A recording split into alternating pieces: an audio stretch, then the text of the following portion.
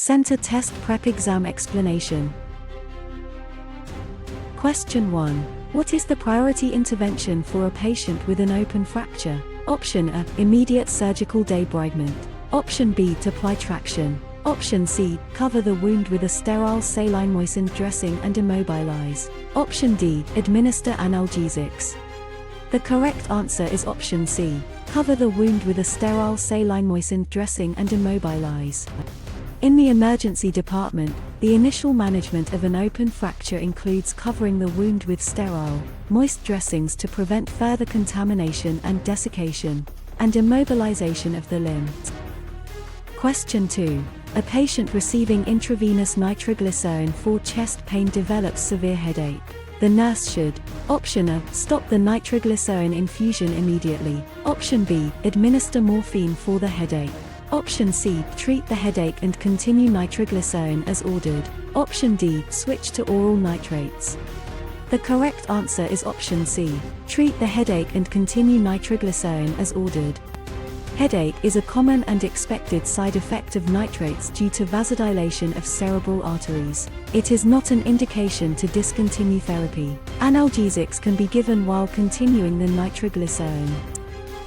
Question 3. A Cole's fracture involves the: Option A. Proximal humerus. Option B. Distal radius. Option C. Femoral neck. Option D. Tibial plateau. The correct answer is option B. Distal radius. A Cole's fracture is a fracture of the distal radius with dorsal angulation, usually from a fall onto an outstretched hand, foosh. Question 4. The priority patient for a trauma team activation based on mechanism of injury is: Option A. An adult who fell from standing height. Option B. A pedestrian struck by a car traveling 15 miles per hour. Option C.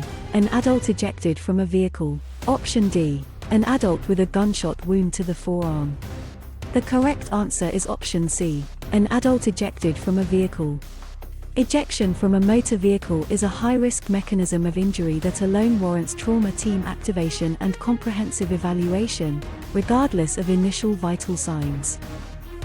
Question 5. The emergency nurse is caring for a patient with suspected pericardial tamponade. Which triad of findings, Beck's triad, is most consistent with this diagnosis? Option A. Fever, chest pain, friction rub. Option B. Hypotension, muffled heart sounds, distended neck veins. Option C. Hypertension, bounding pulses, headache. Option D. Dyspnea, crackles, pink frothy sputum. The correct answer is option B. Hypotension, muffled heart sounds, distended neck veins. Beck's triad consists of hypotension, from decreased cardiac output, muffled heart sounds, from fluid in the pericardial sac, and jugular venous distension, from impaired venous return. Question 6. A patient with known cirrhosis presents with massive hematemesis. The nurse suspects bleeding from: Option A. Peptic ulcer. Option B. Esophageal varices. Option C. Hemorrhoids. Option D. Malloy-Weiss tear. The correct answer is option B. Esophageal varices. In a patient with cirrhosis and portal hypertension, massive, painless hematemesis is most likely from ruptured esophageal varices, a life-threatening emergency. Question 7. Under the Emergency Medical Treatment and Active Labor Act, EMTALA, a medical screening exam must be provided to: Option A. Patients with private insurance only. Option B. Any person who comes to the ED and requests care. Option C. US citizens only. Option D. Patients with urgent conditions only. The correct answer is option B. Any person who comes to the ED and requests care. EMTALA mandates that any individual presenting to a Medicare participating hospital with an emergency department must receive a medical screening examination, regardless of ability to pay, insurance status, or citizenship. Question 8. A patient with suspected bowel perforation should have which initial diagnostic study? Option A. CT scan with contrast. Option B. Abdominal ultrasound. Option C. Upright chest X-ray. Option D. Colonoscopy. The correct answer is option C. Upright chest X-ray. An upright chest X-ray, or left lateral decubitus abdominal film, is the initial screening test for free air under the diaphragm, indicating a perforated viscus. Question 9. Which diagnostic test is the gold standard for confirming acute appendicitis? Option A, abdominal X-ray. Option B, abdominal ultrasound. Option C, CT scan of the abdomen. Option D, complete blood count. The correct answer is option C, CT scan of the abdomen. CT scan of the abdomen with for contrast is the most accurate imaging modality for diagnosing appendicitis, though ultrasound is often the initial test in children and pregnant patients. Question 10. Which assessment finding is consistent with a flail chest? Option A, crepitus over the sternum. Option B, paradoxical chest wall movement. Option C, trickle deviation. Option D, subcutaneous emphysema. The correct answer is option B, paradoxical chest wall movement. Flail chest occurs when two or more adjacent ribs are fractured in multiple places, creating a free-floating segment. The segment moves paradoxically, inward during inspiration, outward during expiration. Question 11. The nurse is caring for a patient with suspected serotonin syndrome. Which finding is most consistent with this diagnosis? Option A, pinpoint pupils and respiratory depression. Option B, dry skin and absent bowel sounds. Option C, hyperflexia, clonus, and agitation. Option D, bradycardia and hypotension. The correct answer is option C, hyperflexia, clonus, and agitation. Serotonin syndrome results from excess serotonin and presents with a classic triad of mental status changes, agitation, autonomic instability, and neuromuscular hyperactivity, hyperflexia, clonus, rigidity. Question 12. Pulsus paradoxus is a classic finding in which condition? Option A, cardiac tamponade. Option B, pulmonary embolism. Option C, aortic aneurysm. Option D, congestive heart failure. The correct answer is option A, cardiac tamponade. Pulsus paradoxus, an exaggerated decrease in systolic blood pressure, 10 mmHg, during inspiration, is a hallmark finding in cardiac tamponade and is also seen in severe asthma and COPD exacerbations.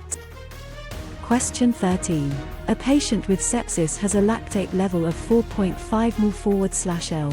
This indicates: option A, normal cellular metabolism. Option B, hypoperfusion and anaerobic metabolism. Option C, kidney failure. Option D, liver failure.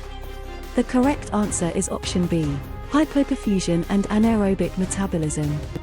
An elevated serum lactate, 2 mol/L, is a marker of tissue hypoperfusion and anaerobic metabolism, which is a key indicator of severe sepsis and septic shock.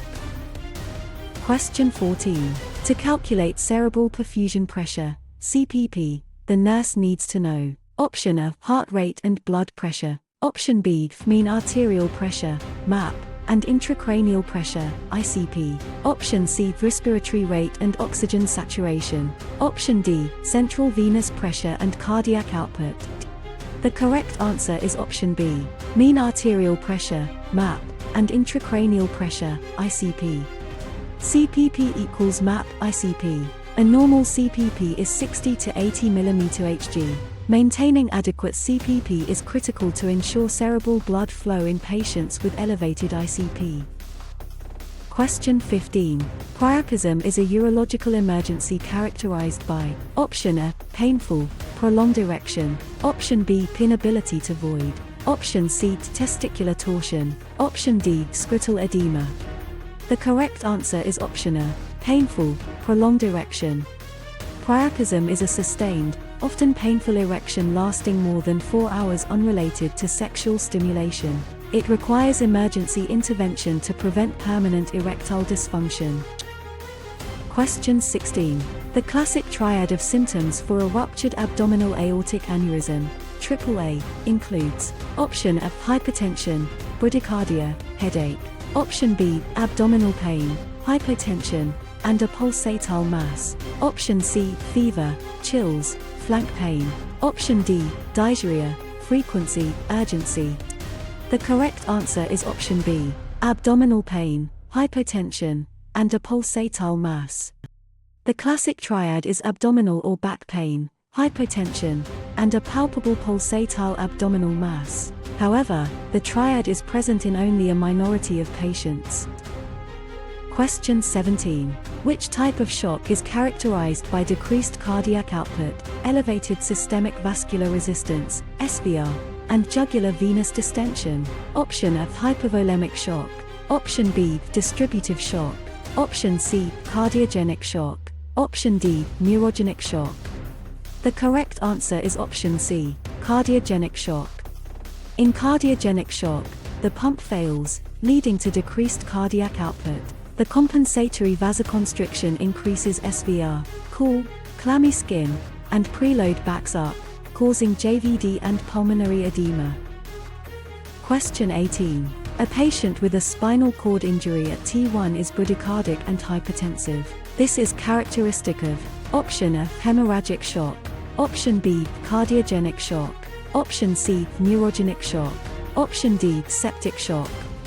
The correct answer is option C, neurogenic shock. The loss of sympathetic innervation in neurogenic shock results in unopposed parasympathetic activity, causing vasodilation, hypotension, and bradycardia. Warm, dry skin below the level of injury is also characteristic. Question 19. A patient presents to the emergency department with a laceration that requires sutures. During the procedure, the patient states they feel faint. The nurse's first action is to option A, administer oxygen. Option B, place the patient in Trendelenburg position. Option C, immediately discontinue the procedure. Option D, assess vital signs.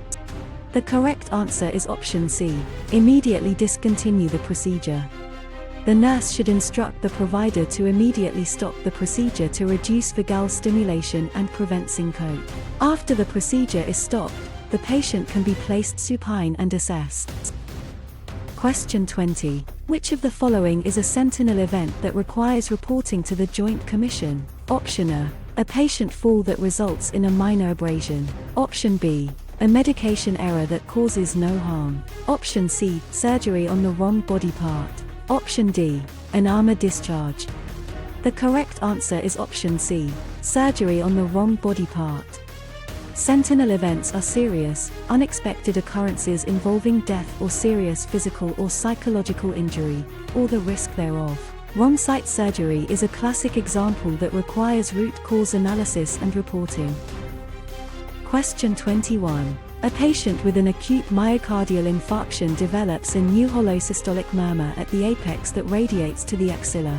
The nurse suspects which complication? Option A, ventricular septal rupture. Option B, papillary muscle rupture with mitral regurgitation. Option C, pericarditis. Option D, aortic dissection. The correct answer is option B, papillary muscle rupture with mitral regurgitation.